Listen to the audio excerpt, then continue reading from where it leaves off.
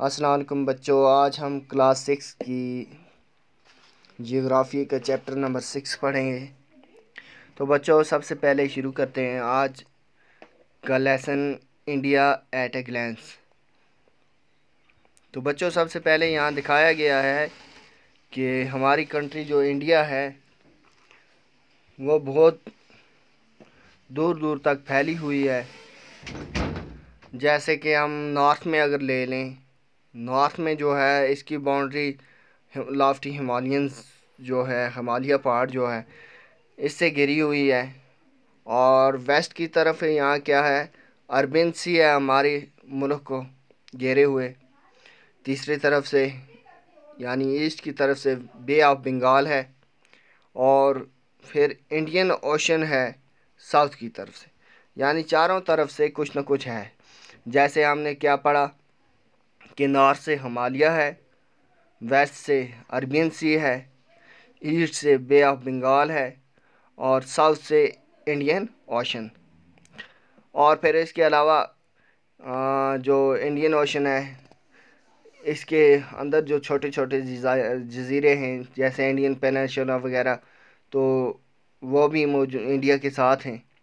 India का जो area है बच्चों कुल 3.28 मिलियन स्क्वायर किलोमीटर है।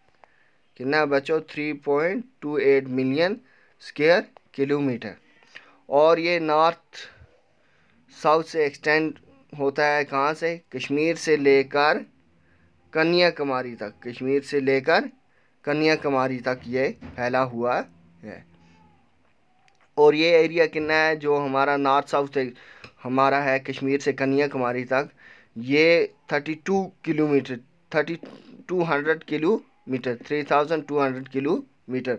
और जो ईस्ट वेस्ट में है वो अरुणाचल प्रदेश से लेकर कच्छ तक है और ये है 2900 किलोमीटर। और फिर क्या है,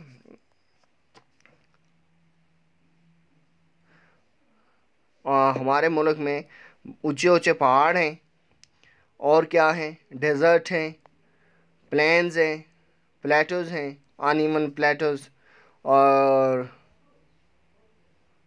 और क्या है, कोस्ट आइलैंड्स वगैरह। ये हमारी लैंड की बहुत अच्छी डाइवर्सिटी है। ऐसी डाइवर्सिटी हर जगह नहीं पाई जाती। और उसके अलावा बच्चों क्या है कि हमारे जो क्लाइमेट है हमारे मुल्क में मुख्तलिफ़ इलाक़ों का, वो भी बिल्कुल मुख्तलिफ़ है। यानी हमारा क्लाइमेट मुख्तलिफ़ है हमारा।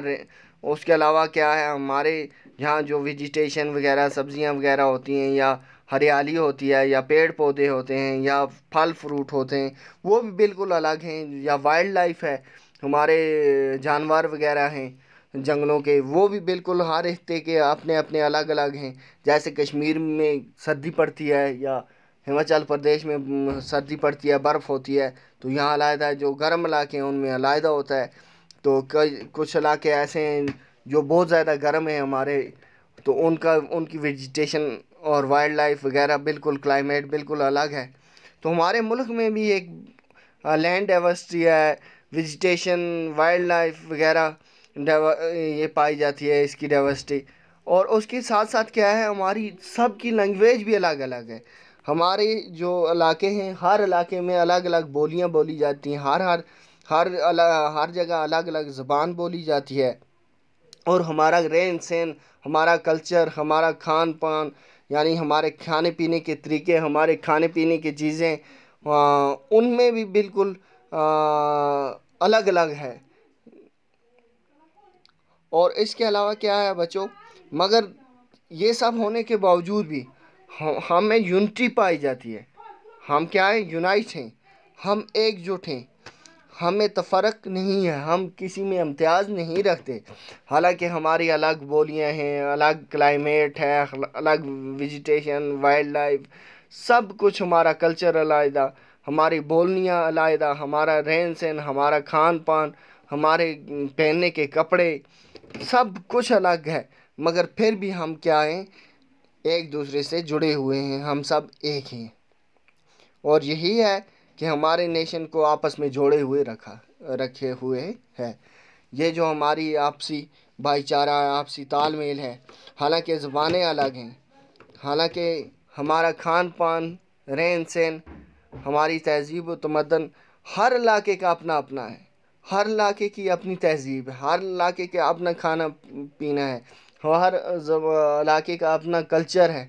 लेकिन उसके बावजूद भी हम एक दूसरे से जुड़े हुए हैं और हमने अपने देश को संभाले हुए हैं और हमारे देश को, अपने देश को मजबूत किए हुए हैं।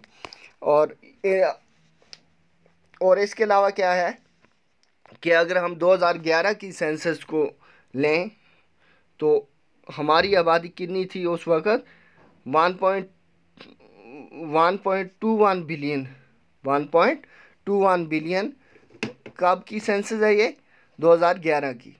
और अगर हम देखें कि चाइना के बाद हमारा नंबर आता है पॉपुलेशन के हिसाब से।